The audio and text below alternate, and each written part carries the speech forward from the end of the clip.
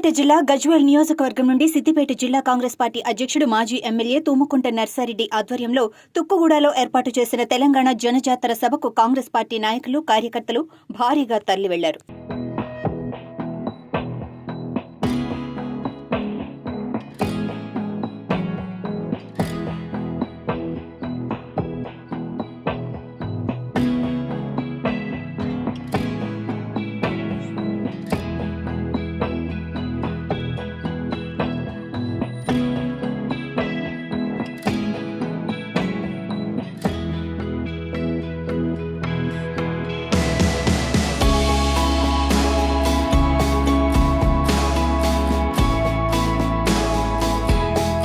జనజాతర కాంగ్రెస్ జనబేరి సభ జరుగుతున్నది. ఎందుకంటే భారతదేశాన్ని మొత్తానికి రేపు వచ్చే నెలల నుంచి ఇంకో 2 నెలలు ఎలక్షన్ జరగబోతున్నాయి. మరి బీజేపీదేమో మతం మీద ప్రచారం చేసుకుంటుంది.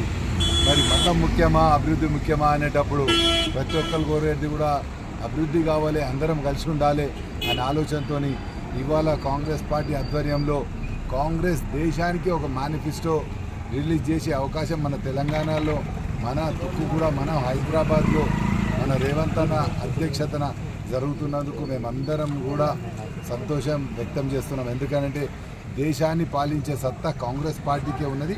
కాంగ్రెస్ పార్టీయే ప్రతి ఒక్క కుల మతాలకు అతీతంగా అందరినీ కలుపుకొని పోయి అభివృద్ధి చేయాలనే ఆలోచనతో ఉన్నది. కానీ బీజేపీ వాళ్ళు రాముని పేరు చెప్పి ఓట్లు అడుగుతారు, కానీ ఎక్కడ కూడా మేము అభివృద్ధి చేసాం, ఇది చేయగలుగుతామని చెప్తలేదు. కాబట్టి అసొంటి బీజేపీని తరిమి కొట్టే అవకాశం ఇప్పుడు వచ్చింది. అందుకోసమే ఇవాళ కాంగ్రెస్ మేనిఫెస్టో కూడా మనం చిన్నగా మన లీక్ల ద్వారా విన్నాం. ఎందుకంటే ఎంత మంచి కార్యక్రమం దేశం మొత్తం మీద కూడా రుణమాఫీ చేసే విధంగా, దేశం మొత్తం మీద కూడా రైతులకు మేలు చేసే పాలసీ తీసుకొస్తుంది.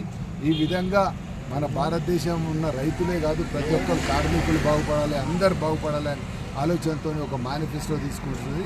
మరి మా నాయకుడు రాహుల్ గాంధీ గారు కానీ, సోనియా గాంధీ గారు కానీ వాళ్ళ స్వార్థం గురించి రాజకీయం చేస్తలేరు. దేశ ప్రజలందరూ కూడా బాగుండాలనే దాంతోనే రాజకీయ ఇవాళ ఎలక్షన్స్ పోతున్నాయి.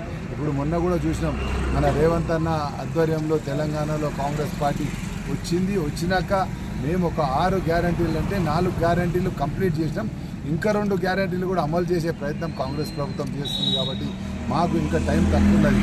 ఎందుకంటే ఎవరైనా ఆ గ్యారంటీలు మళ్ళీ ఎలక్షన్స్ అప్పుడు అమలు చేసే విధంగా ప్రయత్నం చేస్తారు. ఎందుకంటే మీరు చూసి మన కేసీఆర్ గారు నిరుద్యోగ భృతి ఇస్తాను 5 ఏళ్ళైనా ఇయ్యలే, రుణమాఫీ చేస్తాను చేయలే. కానీ కాంగ్రెస్ ప్రభుత్వం అట్లా కాదు, అనుకున్నది తప్పక ఆచరణ సాధ్యమయ్యేటివే ఇస్తుంది. కాబట్టి ఇప్పుడు తెలంగాణలో ఏ విధంగా మార్పు జరిగిందో భారతదేశంలో కూడా అదే విధంగా మార్పు జరిగి కాంగ్రెస్ ప్రభుత్వాన్ని అధికారంలో తీసుకొస్తే ప్రజలందరూ కూడా సుఖ సంతోషాలతో ఉంటారు. మనకు మతం మీద కొట్లాడాల్సిన అవసరం లేదు. దేవుని పేరు మీద దేవుళ్ళు ప్రతి ఒక్కరు మొక్కుకుంటారు. రాహుల్ గాంధీ గారు మొక్కుతారు, మేము మొక్కుతాము, రేవంత్ అన్న అందరు మొక్కుతారు. దేవుని రాజకీయం చేయకుండా దేవుని కొలిచే భక్తి శ్రద్ధలతో అందరు కొలవాలని కోరుకుంటూ, కానీ దేవుని పేరుతో ఓట్లు అడగకుండా ప్రజలకు ఏం మేలు చేస్తారనో ఆ మేనిఫెస్టో ఇచ్చి ఓట్లు అడిగే పార్టీ అంటే కాంగ్రెస్ పార్టీ. బీజేపీ ఎప్పుడు కూడా వాళ్ళు ఒక మేనిఫెస్టో అనేది ఉండదు, ఒక ఆలోచన విధానం ఉండదు. మీరు అందరు గమనించారు, పోయినసారి 15 లక్షలు ఒక్కొక్క అకౌంట్లో వేస్తాను. ఎక్కడన్నా నేసిర్రా?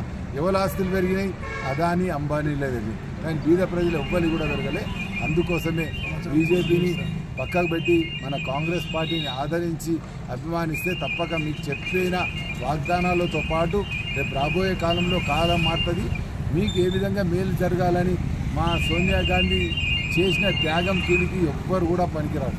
ఆమె ప్రైమ్ మినిస్టర్ ఇస్తా అంటే కూడా తీసుకోలేదు. నా ప్రజలందరూ బాగుండాలన్నారు. మన తెలంగాణ కూడా ఆంధ్రాలో పార్టీకి నష్టమవుతుందని తెలుసు. ఇక్కడ తెలంగాణలో ఎంతోమంది యువకులు మరణిస్తున్నారు. మరి అవన్నీ ఆపాలని ఆలోచనతో ఇవాళ తెలంగాణ ఇచ్చింది. కాబట్టి తెలంగాణ ప్రజలను అందరినీ కోరుతున్నా, మనము తెలంగాణ కాంగ్రెస్ ప్రభుత్వం స్థాపించి ఆమెకు గిఫ్ట్గా ఇచ్చినాం.